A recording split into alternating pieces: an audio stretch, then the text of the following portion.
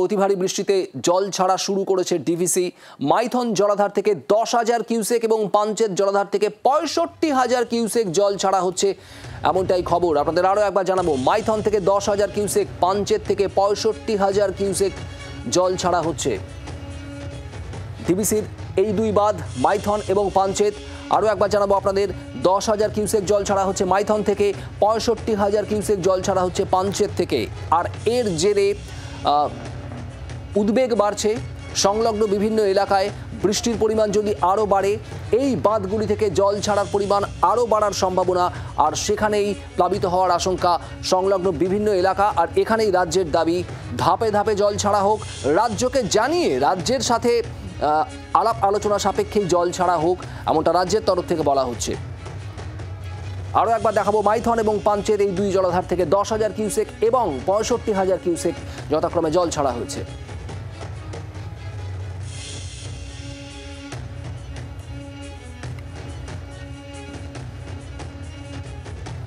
আমাদের দুই প্রতিনিধি রয়েছেন আমাদের সঙ্গে, বাসুদেব চট্টোপাধ্যায় এবং চিত্তরঞ্জন দাস। সরাসরি একবার বাসুদেবের কাছে যাব। বাসুদেব, কি পরিস্থিতি এই মুহূর্তে?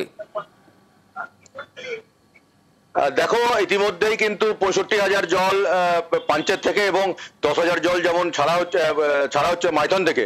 আরেকটা কথা ইনফরমেশন দিয়ে রাখি তোমাকে, ইনফরমেশনটা হচ্ছে যে পাঞ্চেতের ঠিক একটু আগে, মানে তেনুঘাটে ছাড়া হয়ে গেছে প্রায় 1.5 লক্ষ কিউসেক জল। 1.5 লক্ষ কিউসেক জল মানে খুব বিশাল ব্যাপার। এবং সেই 1.5 লক্ষ কিউসেক জল এসে জমা হচ্ছে পাঞ্চেত ড্যাম্পে। এবার পাঞ্চেত ড্যাম্পে যখন 1.5 লাখ কিউসেক জল চলে আসবে, অটোমেটিক পাঞ্চেত ড্যামকে আরো বেশি জল ছাড়তে হবে। এবার 6:30 7টা নাগাদ যে একটা বৈঠক আবার হবে, কারণ জল ছাড়ার বিষয়টা কিন্তু একটা কমিটি গঠন আছে, যার মধ্যে রাজ্য সরকার, ডিবিসি, ওয়াটার কমিশন সকলে মিলে রয়েছে। সেই কমিটি মিলে সিদ্ধান্ত হয়, ঝাড়খণ্ড সরকারও রয়েছে, তারা সিদ্ধান্ত নেবে কত পরিমাণ জল ছাড়তে হবে। কিন্তু যে পরিমাণ জল পাঞ্চেত ড্যামে আসবে, তার সেই পরিমাণ জল তাকে ছাড়তেই হবে, কারণ ড্যামটা যদি বাঁচাতে হয়।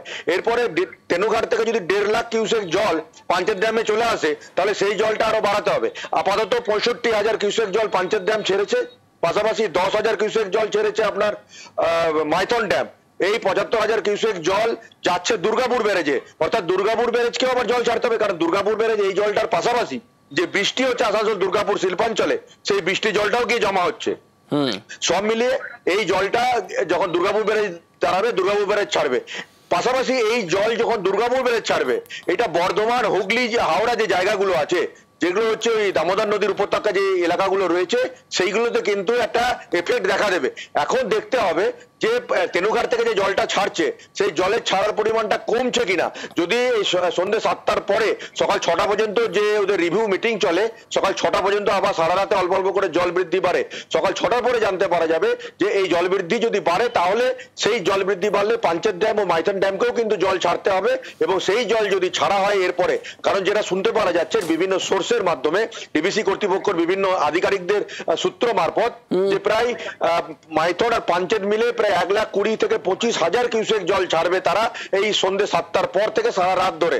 অর্থাৎ এই জলটা যখন যাবে দুর্গাপুর ব্যারেজ, জনক এটা বলাই যায়, যেভাবে জল ছাড়ার কথা বলছো বাসুদেব, তাতে করে সমস্যা বাড়বে। আমি এখানে চিত্তরঞ্জনের কাছে একটু জানতে চাইবো, দুর্গাপুর থেকে রয়েছে সরাসরি চিত্তরঞ্জন দাস আমাদের প্রতিনিধি। চিত্তরঞ্জন, দুর্গাপুর ব্যারেজের কি পরিস্থিতি এই মুহূর্তে? জল ছাড়া হচ্ছে এবং জল ছাড়া হবে আরো, তার কারণ পাঞ্চেত বা মাইথন থেকে ছাড়া জল সেটাও দুর্গাপুর ব্যারেজেই আসছে। দেখো, আমরা এক্সিকিউটিভ সেচ দপ্তরের যে এক্সিকিউটিভ সঞ্জয় চক্রবর্তীর সঙ্গে কথা বলেছিলাম, তিনি যেটা জানাচ্ছেন যে সকাল থেকে জল ছাড়ার পরিমাণ প্রায় 70,000 থেকে 80,000 কিউসেক জল ছাড়া হচ্ছিল, কিন্তু এখন সেই পরিমাণ একটু কমেছে। আজকে সকাল থেকে জল ছাড়া হচ্ছে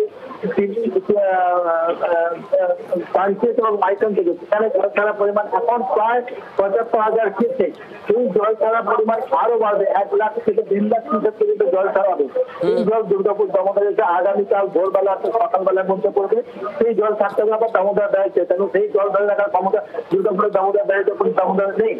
সেই কারণে এই যে জল বেরোবে, 1.5 লক্ষ কিউসেকের ওপর জল যদি এই দামোদর ব্যারেজ থেকে ছাড়া হয়, তাহলে কিন্তু দামোদর দামোদরের নিম্ন উচ্চ উপত্যকার যে অঞ্চলগুলো আছে, অর্থাৎ বর্ধমান, খানাকুল, উদয়নারায়ণপুর, হাওড়া, হুগলি, যেসব এই দামোদরের ধারে যেসব সংলগ্ন জায়গাগুলো আছে সেগুলো কিন্তু বন্যা প্লাবিত হবে এটা মনে পড়ছে, এবং সেটা আমরা এই দপ্তরের আধিকারিকদের কথাও বলেছিলাম। সুতরাং আজকে জল কমলেও কালকে কিন্তু সকাল থেকে এই দামোদর ব্যারেজের উপর চাপ পড়বে এবং জল থাকতে হবে। 34টা গেট আছে, 34টা গেটের মধ্যে অলরেডি 18টা গেট খুলে দেওয়া আছে জল ছাড়ার জন্য, এবং আরো গেট থাকতে হবে, এবং তার গেটের যে জলের পরিমাণ, সেই জলের পরিমাণ বাড়বে বলে মনে করা আছে। তবে ওই সঞ্জয়তা কমিটি যেটা জানাচ্ছেন যে তেনুঘাট এবং তিলাইয়া থেকে জল ছাড়ার কারণে পাঞ্চেত এবং মাইথনকে জল ছাড়তে হচ্ছে। সেই জল দামোদরে এসে পড়ছে, এবং গতকাল থেকে আজ পর্যন্ত বৃষ্টি হয়নি, কিন্তু আজকে বিকেল পর আবার বৃষ্টি হচ্ছে, এবং এই বৃষ্টির পরিমাণ যদি বাড়ে, অর্থাৎ পশ্চিম বর্ধমান শুধু নয় ঝাড়খণ্ডেও যদি এই বৃষ্টির পরিমাণ বাড়ে তাহলে কিন্তু জল ছাড়ার পরিমাণ বাড়বে, এবং সেক্ষেত্রে বন্যার সম্ভাবনা একটা থেকেই যাচ্ছে বলে মনে করা হচ্ছে। অর্থাৎ পরিস্থিতি রীতিমতো উদ্বেগের। চিত্তরঞ্জন এবং বাসুদেব, তোমাদের দুজনকেই ধন্যবাদ। জল যন্ত্রণার ছবি আরো উজ্জ্বল, আরো স্পষ্ট হতে পারে, এটাও কিন্তু আশঙ্কার কথা। তার কারণ ডিভিসি জল ছাড়ছে বিভিন্ন বাঁধ থেকে, এবং একটানা বৃষ্টি আর বৃষ্টির পর বিভিন্ন বাঁধ থেকে জল ছাড়ার সিদ্ধান্ত আপনাদের জানাবো। তেনুঘাট থেকে 1.5 লক্ষ কিউসেক জল ইতিমধ্যেই ছাড়া হয়ে গিয়েছে। তেনুঘাট থেকে পাঞ্চেত, মাইথন এই জলাধারগুলোতে জল আসবে, এবং সেখান থেকে যদি আরও জল ছাড়ার পরিমাণ বাড়ে তাহলে সেই জল এসে পৌঁছবে দুর্গাপুর ব্যারেজে। দুর্গাপুর ব্যারেজের ছাড়ার জলেই প্লাবিত হওয়ার আশঙ্কা হাওড়া, হুগলি, বর্ধমানের বিভিন্ন অংশের।